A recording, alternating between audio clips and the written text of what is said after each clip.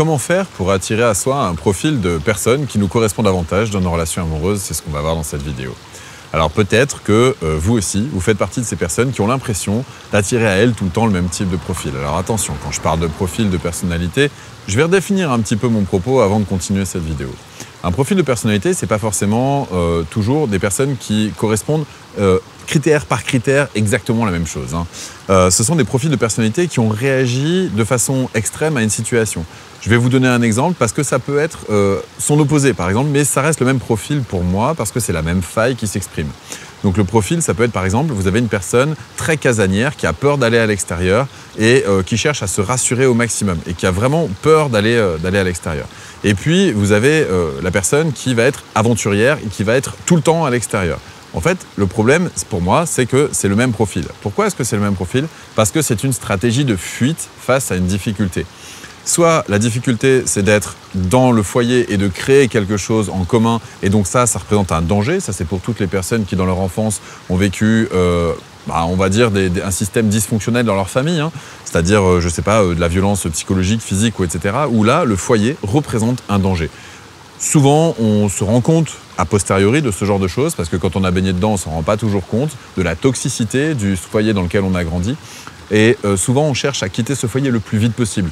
Donc, chez les hommes, ça donne des personnes qui partent dans une autre corporation très rapidement, je ne sais pas, les pompiers, l'armée, ou etc., ou ce genre de choses, et le plus vite possible, c'est-à-dire dès le plus jeune âge légal possible. Et puis, chez les femmes, ça représente des personnes qui, en effet, partent le plus rapidement possible du foyer pour aller construire un autre foyer avec un autre homme, parce que c'est peut-être le seul prétexte pour lequel on peut légitimement, en tout cas dans sa perception, quitter un foyer sans forcément être remise en question, sans forcément remettre le foyer en question. Donc ça nous permet cette économie-là. Et on va chercher en général une personnalité forte qui va faire un rempart entre soi et sa famille d'origine. Donc ça, c'est quand on a connu un foyer dysfonctionnel. Quand on a connu un foyer dysfonctionnel, eh bien, créer un foyer devient une espèce de torpeur. On a énormément de mal. Donc on va fuir le foyer, donc on va sans arrêt être en mouvement pour ne pas être statique, parce que si on est statique dans un foyer, on est de nouveau en danger, comme ce qu'on a appris dans son enfance. Et puis vous avez des personnes qui, au contraire, se sentent en danger en permanence quand elles sont dans le monde extérieur, parce qu'elles ne sont pas préparées au monde extérieur, et donc vont chercher sans arrêt à tout ramener à elles, à toujours, à ce que rien ne bouge, à toujours tout maintenir dans le foyer, à tout contrôler, à être sûr qu'elles ne seront jamais mises en danger, parce qu'elles ne se sentent pas capables d'affronter le danger. Et comme la personne qui ne se sent pas capable d'affronter le danger dans le foyer, sauf que là, le danger, il est situé ailleurs, il est situé à l'extérieur du foyer, et donc ça va faire des personnes très casanières. Donc on voit bien que cette peur d'affronter ce qui nous met en difficulté, on la retrouve dans les deux cas. Donc pour moi, c'est le même trait de personnalité. Et d'ailleurs, très souvent, quand on a eu un extrême dans une relation, on va passer à l'autre extrême. Donc typiquement, on va avoir eu un casanier pendant des années parce que ça nous a rassuré, qui voulait tout contrôler, etc. Et puis à un moment donné, on s'ennuie, on a l'impression de dépérir dans sa relation, et donc on va vouloir un aventurier. Mais cet aventurier, il aura probablement cette caractéristique extrême qui est finalement le contrepoids de la caractéristique extrême du casanier, et réciproquement, bien évidemment. Pour moi, c'est la même faille qui s'exprime, c'est-à-dire comment je fais pour puiser dans mes ressources pour faire face à une difficulté. Et bien, au lieu de faire face à la difficulté, je vais chercher à fuir la difficulté pour aller vers celle que je maîtrise. L'aventurier va maîtriser l'incertitude, va maîtriser l'improvisation en permanence, mais va avoir du mal à construire sans se sentir enfermé, sans se sentir en prison. Et bien, de la même manière, le casanier ou la casanière, ça marche pour mesdames aussi, eh bien, on va faire en sorte de toujours contrôler à la maison parce qu'on a peur de l'extérieur. Donc vous aurez compris que cette peur vient d'une difficulté à puiser dans ses ressources pour pouvoir construire quelque chose. Alors dans les relations amoureuses, on va reproduire finalement le genre de profil, à mon sens, donc selon cette définition que je viens de vous donner du profil. Attention, c'est pas le profil, comme je vous l'ai dit, critère par critère. Je pense que le disclaimer est assez clair à ce niveau-là, en tout cas je l'espère. Et donc on va attirer à soi des profils similaires. Et quand je parle de profils similaires, c'est que derrière, d'un côté comme de l'autre, dans les deux exemples extrêmes que j'ai donnés, eh bien, ce qui peut s'appliquer à d'autres domaines, au passage. Je parle du casanier et de l'aventurier, mais ça peut s'appliquer vraiment dans d'autres domaines.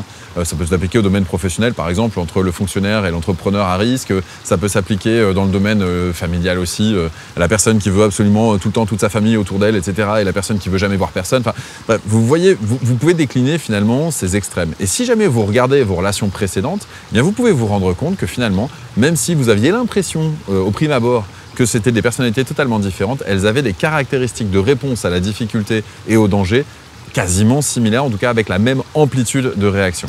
C'est pour ça que je parle de même profil de personnalité.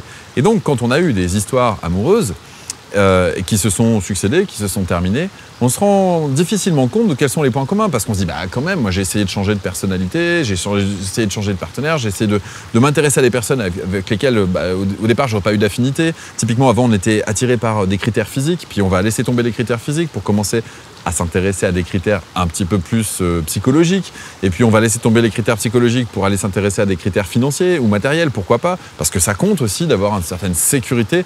Si on est toujours en insécurité, si on est toujours sans le sou, c'est difficile de construire quelque chose, on est bien d'accord. Donc, on voit qu'à ce niveau-là, on va avoir tendance à chercher à changer de personnalité en apparence. Mais quand on regarde au fond, dans les aptitudes, dans les manières dont les personnes réagissent, il y a beaucoup de similarités. Et donc, on ne se rend peut-être pas compte de pourquoi, mais on a l'impression de reproduire systématiquement le même type de schéma relationnel, quel que soit le partenaire qu'on a. C'est pour ça que bien souvent, quand j'accompagne les personnes qui sont en dépendance affective, j'essaie de leur faire prendre conscience qu'elles ont eu peut-être plein de partenaires différents ou différentes, mais elles ont eu toujours la même relation. C'est-à-dire qu'on a quasiment systématiquement la même dynamique relationnelle, même si c'est avec plein de partenaires différents. Donc l'enjeu, c'est de non pas avoir plein de relations avec des partenaires différentes, mais toujours la même relation, mais de réussir à développer une dynamique de relation différente avec la même personne pour être dans quelque chose de constructif. Et pour ça, ça veut dire revenir sur son paradigme du couple. Or, il se trouve que ce soit le paradigme du couple ou finalement les réflexes que je viens de vous dire, de fuite, etc., ou de comportement vis-à-vis du foyer, tout ça, ça s'apprend dans l'enfance. Et qu'est-ce qui fait qu'on reproduit systématiquement les couples de même type avec des personnes différentes ? Eh bien, c'est justement notre programmation inconsciente qui vient de l'enfance. Ça veut dire que dans notre enfance, on a eu des carences. On a eu des carences affectives, on a eu des carences de sécurité, on a eu des carences matérielles probablement, pourquoi pas, et on va chercher à les combler dans les relations. Alors, on va chercher, comme je le disais, cette même faille pour venir combler la nôtre. Et donc, on va chercher une personne qui aura une amplitude suffisamment forte pour venir combler l'amplitude de notre propre faille. Et souvent, c'est ça ce que j'appelle la mise en résonance de faille dans les rencontres amoureuses. Et donc, on va rencontrer quelqu'un qui aura une forte personnalité. Pourquoi ? Parce qu'on va pouvoir se dissimuler derrière, parce que ça va nous sembler être un rempart ou nous protéger. Ok, pourquoi pas ? Oui, mais cette forte personnalité, elle peut à un moment donné nous étouffer.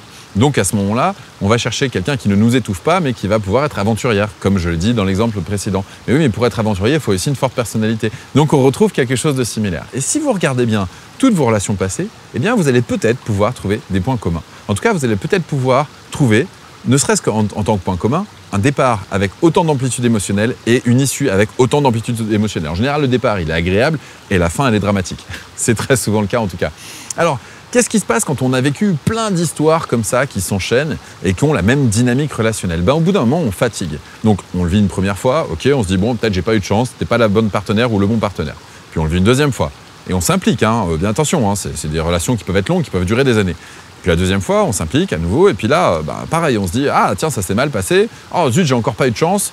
Pourtant, je croyais avoir appris de ma relation précédente et d'avoir fait un petit peu mieux. » En fait, ce qu'on apprend, c'est des tempérances comportementales, mais ce n'est pas une modification de la programmation profonde de ce qu'est la dynamique relationnelle. Donc, on va vivre plus ou moins la même relation avec une personne différente. Je dis plus ou moins, quelques détails près du quotidien, bien sûr. Et puis, ça, on le vit une deuxième fois. Puis la troisième fois, on le revit. Et là, on se dit « Bon, enfin, si on arrive à la troisième fois, Et la troisième fois, on le revit et là, on se dit, bon, y a un problème.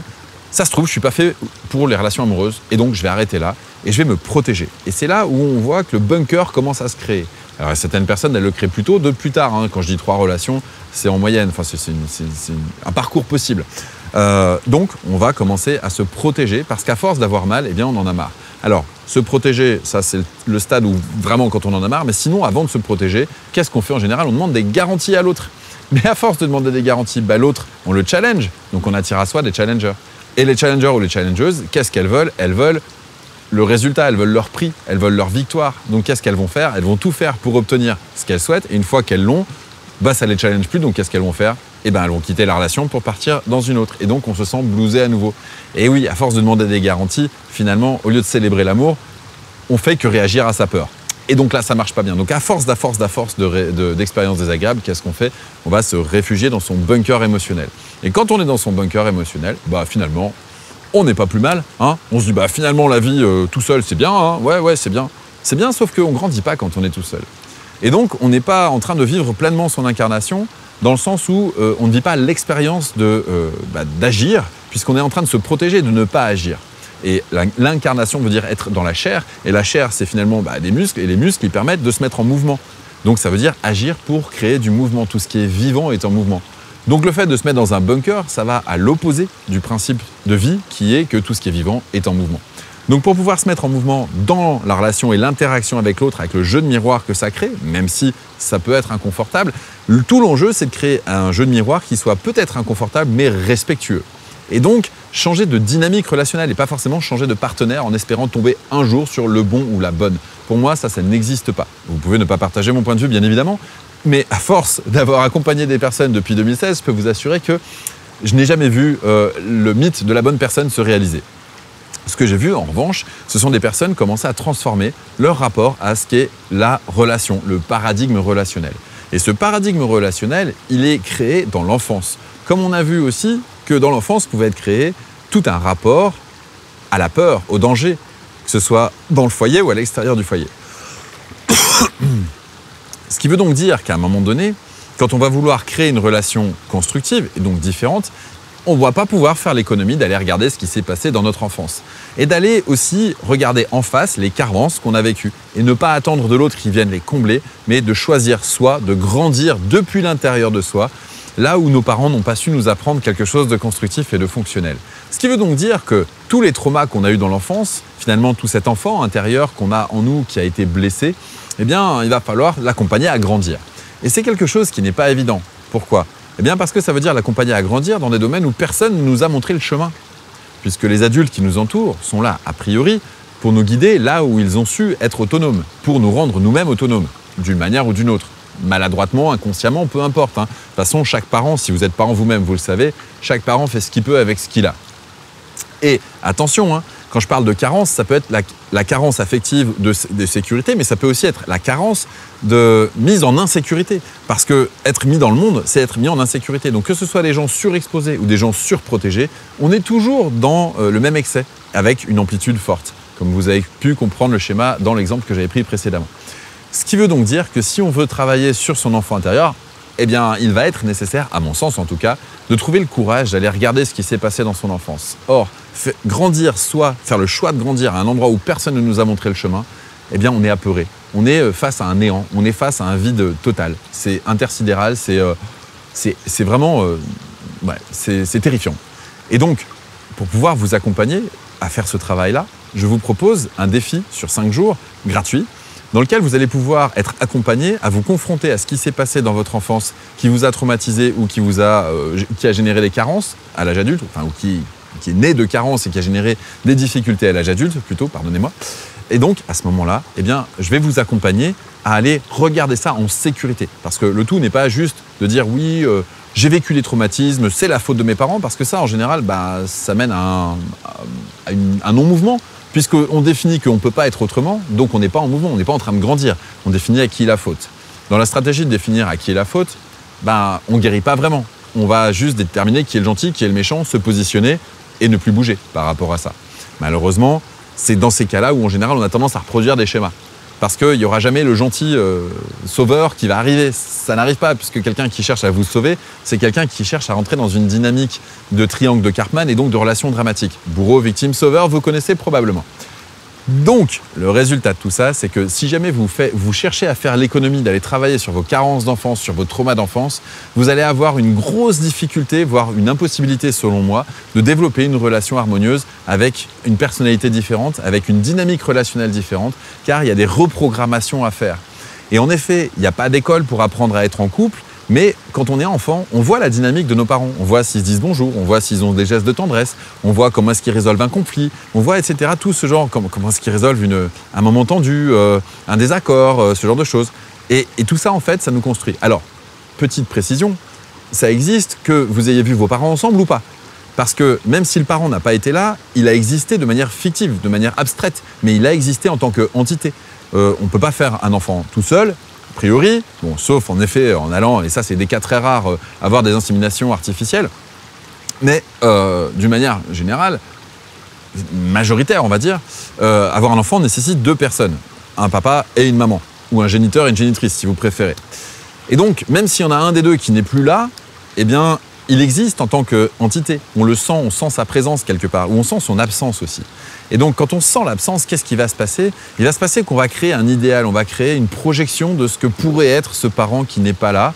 Et en réponse à ce que le parent qui est là va décrire de ce manque, de la personnalité que la personne pouvait avoir, etc., etc., etc. Donc, ça existe quand même si c'est fictif, cette dynamique relationnelle, eh bien justement, c'est-à-dire que finalement, on ne peut être en relation avec l'autre que quand il n'est pas là. Et ça peut poser un problème pour l'engagement également. Donc, on voit bien, à travers la systémie, que tous ces schémas, parce que ça, c'est une grille d'analyse systémique que je vous propose dans cette vidéo, que tous ces schémas relationnels tirent leur origine dans notre enfance et dans la manière dont on s'est programmé inconsciemment dans notre enfance. Donc, si on veut faire l'économie d'aller regarder ça et de faire ce travail-là pour réussir à grandir là où on a eu des carences et qu'on attend finalement la personne providentielle qui va venir nous sauver de là, eh bien on va de déception en déception et on finit par s'enfermer dans le bunker. Si vous voulez créer une dynamique différente, si vous en avez marre de reproduire ces schémas relationnels systématiques, eh bien je vous invite à aller travailler sur votre enfant intérieur. Ce défi est gratuit, donc vous n'avez pas grand-chose à perdre. Il est fait et encadré par des professionnels, donc vous avez cette sécurité-là, et ça dure 5 jours. Ça dure 5 jours pendant lesquels eh bien, vous n'allez pas juste avoir des connaissances théoriques, parce que les connaissances théoriques, c'est bien gentil, mais ça reste là. Et quand on vit une relation avec quelqu'un, c'est avec le cœur et c'est avec l'émotionnel et c'est avec le corps aussi.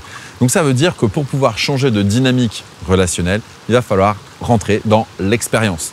La compréhension et la connaissance, certes, mais ensuite l'application dans l'expérience, et ça, c'est la clé fondamentale. D'où le fait que j'ai organisé un défi pendant 5 jours, dans lequel vous aurez un exercice par jour. Chaque jour, il y aura un défi. Et chaque jour, il y a des exercices à réaliser. Et chaque jour, vous allez pouvoir grandir petit à petit pour aller ensuite débloquer une carence d'enfance. Je dis bien une, mais derrière, vous allez développer l'aptitude. C'est-à-dire, je ne veux pas vous vendre du rêve et vous dire qu'en 5 jours, vous allez tout résoudre. Attention, ce n'est pas mon propos. Mais en 5 jours, vous allez pouvoir apprendre une méthode qui va vous permettre, en toute autonomie après, puisque finalement, vous allez le faire une fois, donc vous pourrez peut-être le refaire une fois suivante, et bien en toute autonomie, vous allez pouvoir débloquer ce qui vous a bloqué depuis toujours et qui tient son origine dans l'enfance, en allant accompagner cet enfant intérieur à grandir. Donc si ça vous intéresse, je vous invite à cliquer sur le lien qui est autour de cette vidéo. Et si jamais vous avez trouvé cette vidéo pertinente, n'hésitez pas à la partager, à la liker, parce que moi, ça m'aide énormément sur la diffusion sur les réseaux sociaux. Et donc, sur ce, je vous dis à très bientôt pour le défi. Vous cliquez sur le lien, vous aurez tous les détails sur les dates, sur comment ça se passe, etc. Tout est présenté sur la page. Prenez le temps de lire, regardez vite. Ça vous coûte pas grand-chose, ça vous coûte un peu de temps. Et en tout cas, tout ça est gratuit, ne demande aucun engagement.